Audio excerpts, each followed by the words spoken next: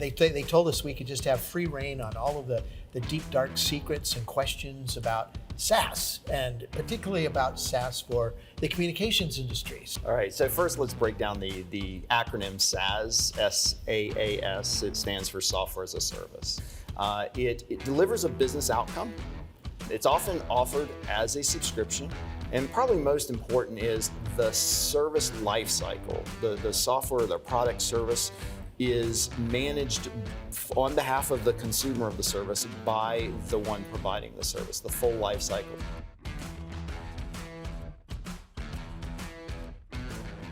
Why is this so important right now? I actually think this has been important for some time.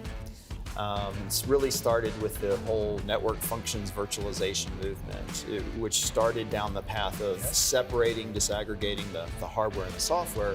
So in its most mature state, Karl, software as a service is about software that is delivered but managed by software, and that software that's managing it is automation software, and that is built by humans, of course, but it is a little different from the way we tend to think about as a service today, which is about software and hardware that's managed by people.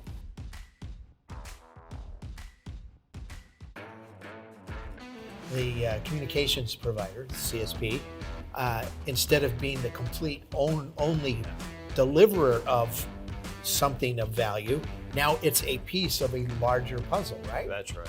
So how does SaaS work to help in that regard? SaaS is an enabler, right? It is something that, if done correctly, then it's just a capability. It's a piece of software. It's an application that is available on demand. Ideally can be extensible, so it's tailored, but essentially it does, as advertised, does what it's supposed to do, and it does it in a reliable and secure way.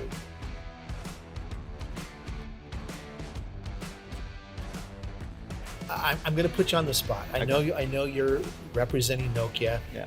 And by the way, if you've been wondering what these flashy lights are, that's a Nokia network back there. It's 5G. It's working, Yes.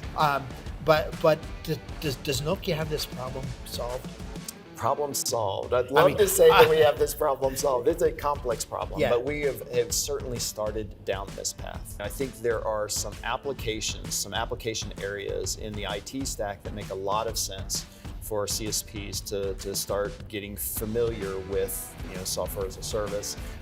The ones that are top of mind for me are the CX order to cash layer, but also security applications, security assurance applications, your network management applications, your analytics applications, and that would include AI and ML. Those we should be absolutely driving forward and adopting a software as a service mindset.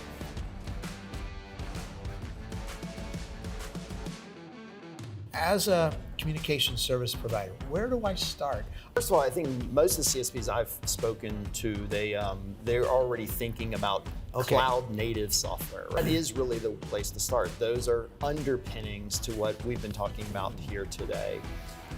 As far as the capabilities that they should be looking at, we have some at Nokia that we're happy to talk to our customers about, and so just call me.